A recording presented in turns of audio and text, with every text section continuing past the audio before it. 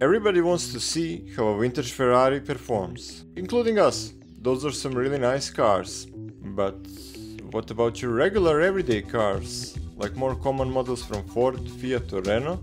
We've seen how well a machine built on a board with Intel 440BX chipset can perform. However, do you always need such a motherboard to build your dream retro slot 1 gaming PC? We'll try to discover an alternative with our 1999 mid-range gaming PC build. The heart of every automobile is its engine. As we're not building a car, we'll stop with this analogy and tell you about our motherboard. Once again we went with Chaintech, with model CT-6VTA2. It's a feature-rich board utilizing VIA 693A chipset, aka Apollo 133, which was not kept in high regard. Namely, people experienced a lot of problems with motherboards adorning this chipset or its younger brother. When these issues came to light, VIA chose to ignore them, claiming that it was a problem in chipset implementation, playing the blaming game with motherboards manufacturers instead of supporting them better. I've spent 7 years using Chaintech board with VIA 694X chipset, so we should be fine. And if this one serves us well, we might feel better recommending these to people. Our CPU is much less divisive. Intel Pentium 3 at 500 MHz from Katmai generation.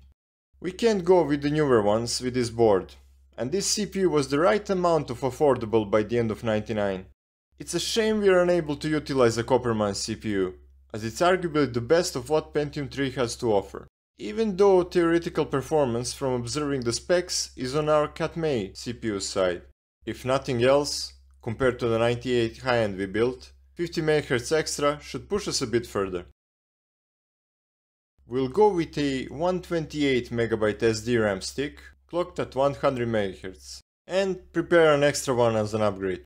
There are 3 slots at our disposal, but this amount of memory was more than enough back then. '99 was the year when the very first GeForce card was released.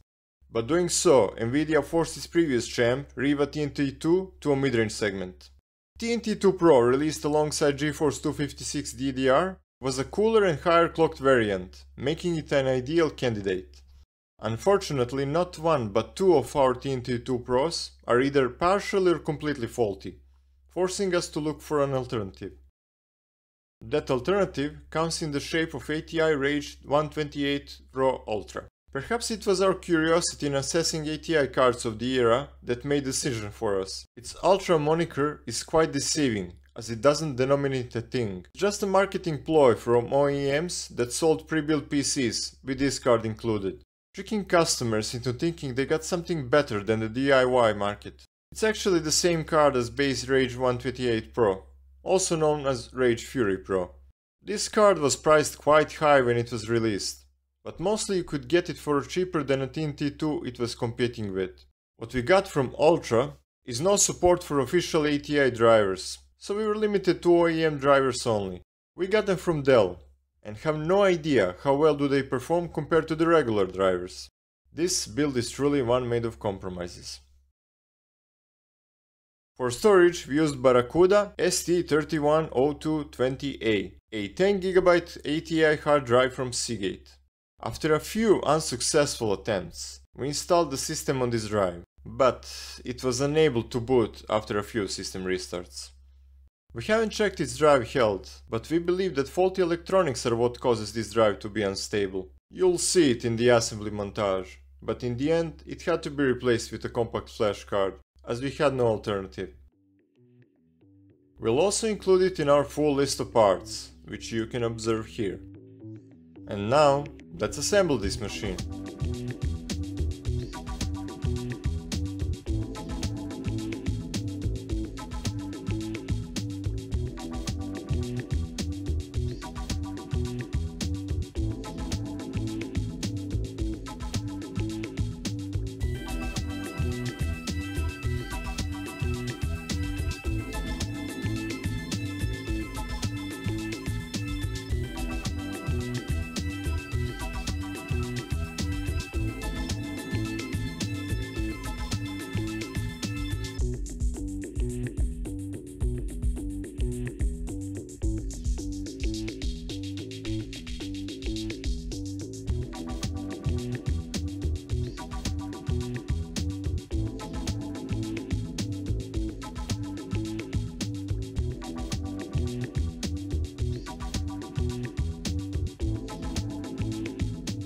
We'll also add the new SATA optical disk drive over an adapter, just so we can install Windows 98 and drivers.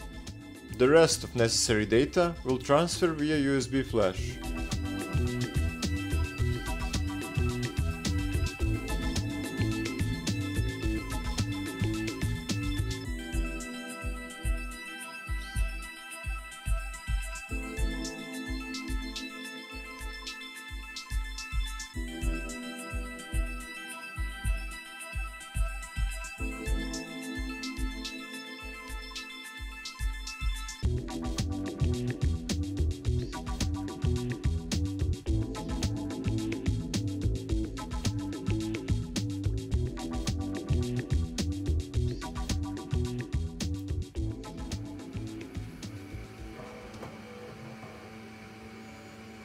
The singular beep of joy. Our PC is working. We didn't assess the performance of every game that we ran. Here is the one that worked flawlessly. The best game of all time, Heroes of Might and Magic 3. It turned a quarter of century old a week ago, as it was released on the 3rd of March 1999.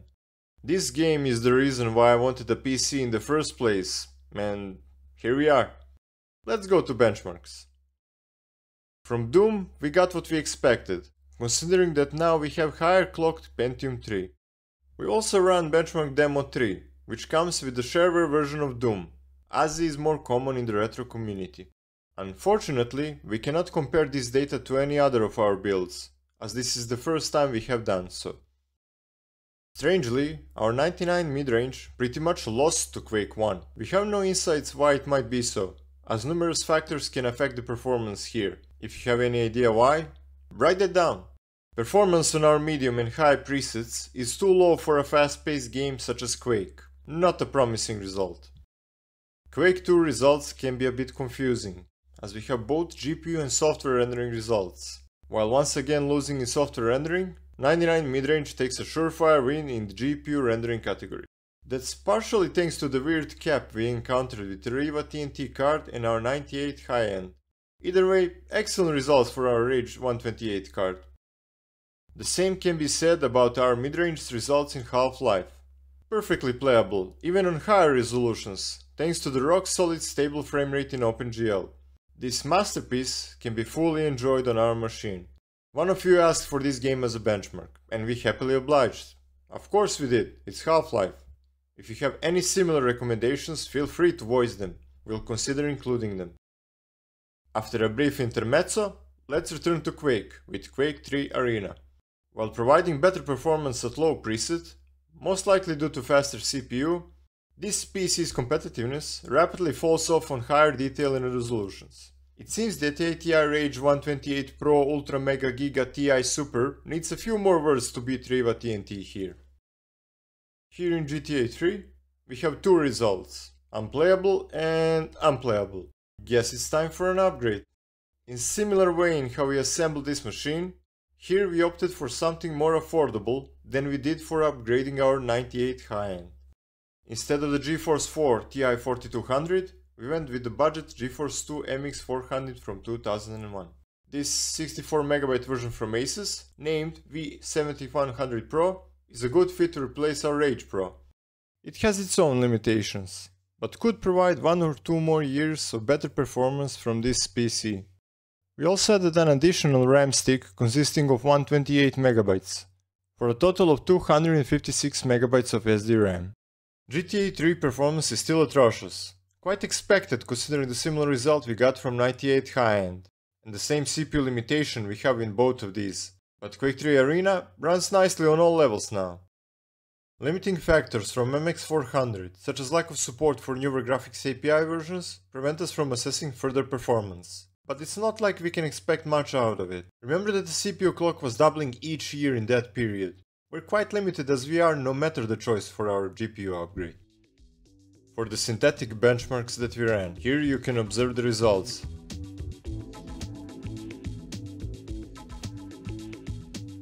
Well, one thing is for certain.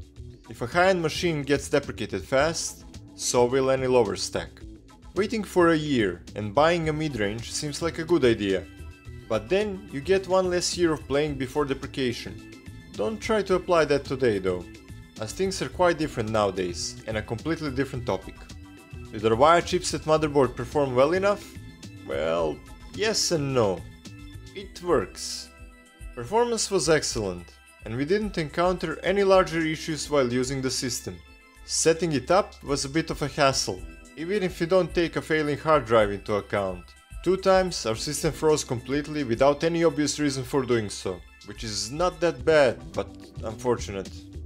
We've used and tested this machine for a couple of weeks, and not even once we managed to get it to properly shut down, even with the BIOS settings set as instructed in the motherboard manual. Can it be used in a retro build? Absolutely. You don't have to look for something better if you already own something like this. But be wary that your experience might be different from ours, since you may get the same chipset MOBA with worse implementation. Remember that every car is a tin box with several wheels that take you from point A to point B. That's it. In the end, it's your build. If you want to put 4090 in a Pentium D build, do it. Just be careful. Hope you liked our Rage Pro Ultra Mega Giga Ti Super Extra discount sale buy one get two build. We love tinkering with it, and we'll do it some more. See you around.